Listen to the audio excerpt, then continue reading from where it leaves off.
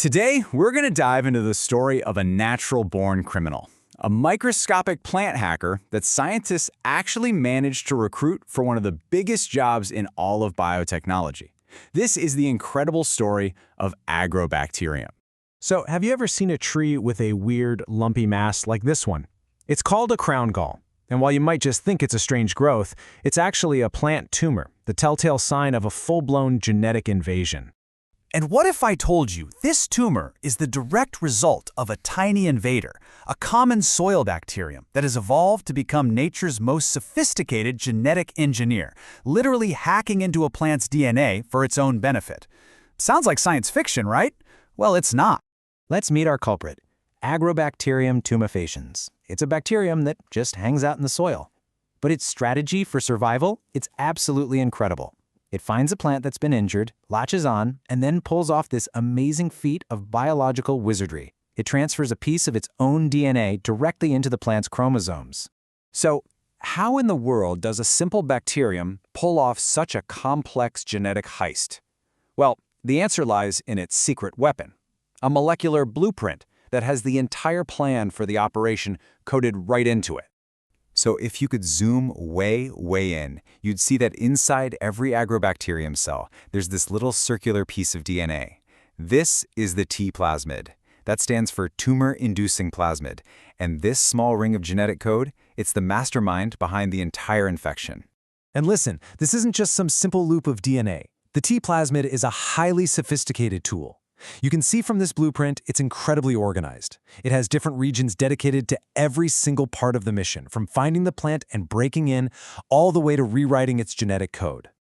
Okay, the plasmid's genius really comes down to these three parts. First, you've got the tDNA, or transfer DNA. Think of this as the malicious software, the code it wants to install. Then you have the virulence, or VAR region. These are basically the burglar tools, the genes that build all the machinery to cut the tDNA out and inject it. And finally, opine catabolism.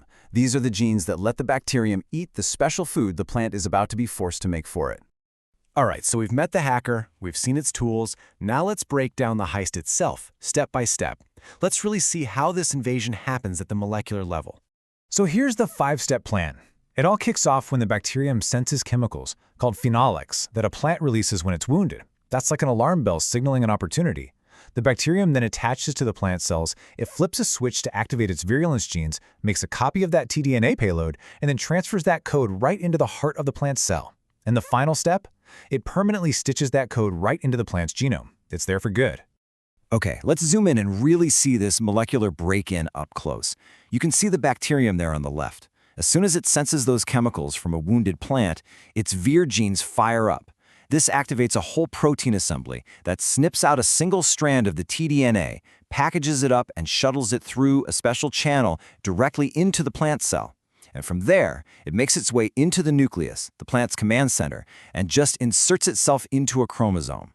And once that tDNA code is locked in, it gets to work. It carries genes that produce plant hormones, which forces the plant cells to divide uncontrollably and form that tumor we saw earlier.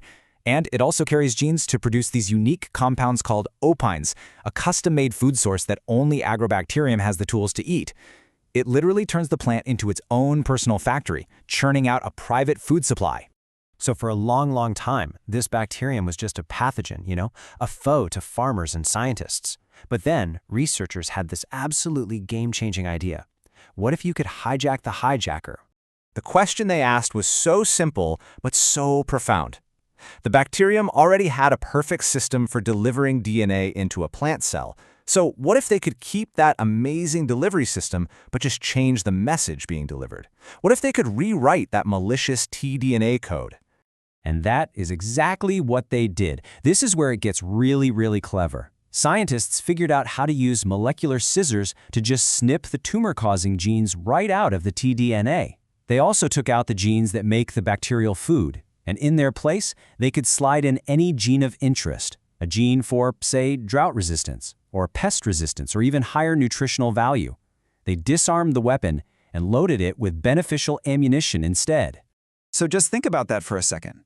The bacterium still does its job. It still attaches to the plant, it still activates its tools, and it still injects the tDNA. But now the payload it delivers isn't a genetic bomb, it's a genetic gift. The plant hacker has been hired. It's now our own personal delivery service. And that one breakthrough completely transformed Agrobacterium. It went from being just a pest into one of the most powerful tools in all of modern plant biology, a true workhorse of genetic engineering. Now, of course, no technology is perfect. It's got its pros and its cons. The advantages are pretty clear. It's a natural transfer system, it's super efficient at moving really big pieces of DNA, and the genes it inserts are very, very stable. On the flip side, it does have some limitations. Agrobacterium naturally likes certain types of plants, and for a long time it had a tough time infecting major cereal crops like corn and wheat, though scientists are making huge progress on that front. But even with those limitations, you just can't argue with the results. Today, Agrobacterium Mediated transformation is the #1 most widely used method for creating genetically engineered plants all around the world. It's responsible for countless innovations in agriculture and research. You know, the story of Agrobacterium is just this powerful reminder that in nature, the line between a foe and a friend is often just a matter of perspective and a little bit of ingenuity. It really makes you wonder what other so-called villains of the natural world are just waiting out there for us to finally understand their code so we can hire them for a better job.